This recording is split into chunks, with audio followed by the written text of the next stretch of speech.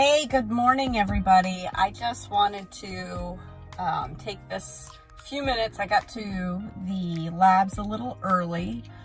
So for the next few minutes, I thought I'd do a quick video. I want to go over some of the features of the Kaasen, or Kaasen, however you want to pronounce it. There's an automatic kill switch that comes on. So if you're finding that it's turning on and turning off and turning on and turning off, then what's happening is one of a few things. Either the skin temperature is getting too cold and the frost is building up on the skin, or you're getting too close to the skin with the machine.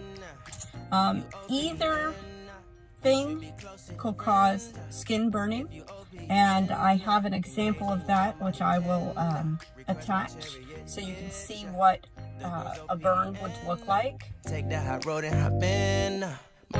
First impression, you OPN. We should be closer than friends.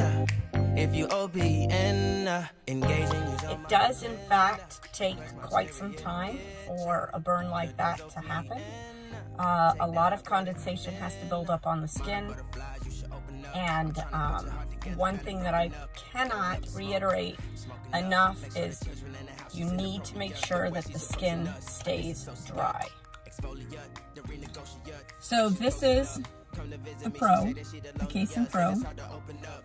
So what you're going to do is you're going to go into the menu, you're going to go into user settings, you're going to scroll down to proximity, and you're going to click the center button once. That turns it on or off, depending on what your setting is.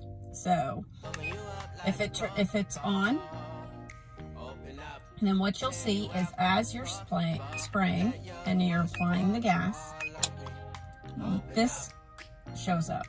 All right, I'm not attached to anything. Turn this on, so you see the proximity sensor. What you want it to do is you want it to be right there, and it's reading the temperature as well. I'm not attached to any gas, so that's why it's so quiet.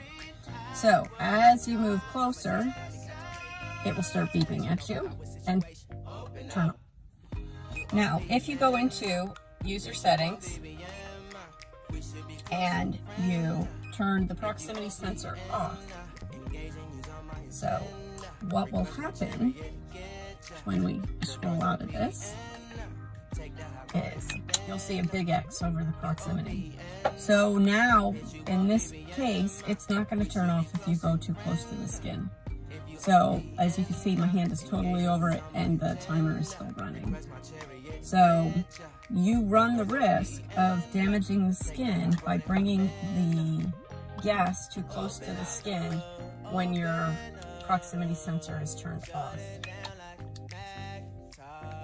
When you are actually using the device, I need you to look both at the skin and at the device. So as you're taking the machine and moving it over the skin, you want to see the crystallization forming, but as you move it away, you want to see that that crystallization goes away, so that it is it's not staying cold for too long. So typically here in Florida, we do have an issue with humidity, and the reason why that can become an issue is because the machine will actually freeze the moisture in the air, and it can build up condensation on the skin. So typically what I do is at about 30 seconds, that's when the patients will start to feel what I refer to as the pricklies. And what that is actually ice shards hitting their skin. So I usually pause the machine, I will wipe the patient's skin down, and then I will also scrape off the nozzle, which you'll see forms condensation and ice crystals on the nozzle. So I will go ahead and scrape that off as well. So after I go ahead and scrape off the condensation that's built up on the nozzle, I will then reapply the Kaasen to the area that I'm treating. So, but again, you have to maintain and keep checking to make sure that skin is staying dry. If condensation builds up on the skin and there's moisture on the skin, you run the risk of burning the skin. And that can cause some unsightly appearance to your clients.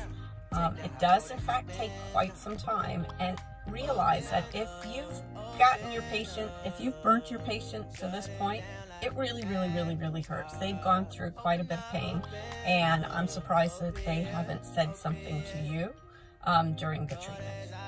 If you do in fact burn somebody, then you need to follow the protocols, and I typically tell individuals to use aloe afterwards.